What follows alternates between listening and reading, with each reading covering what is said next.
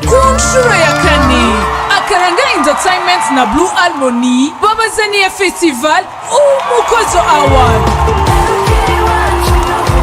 Umuce wa mbere award higanirwa n'imigwi ndangakaranga izotsindirwa n'umugwi wa mbere muzokwihitiramwo ufise ururirimbo ruryoheye ugutwi, amasanamu meza, abamaze guserukira Uburundi incuro nyinshi, abambara neza, abaryosha urukino, abakunzi benshi.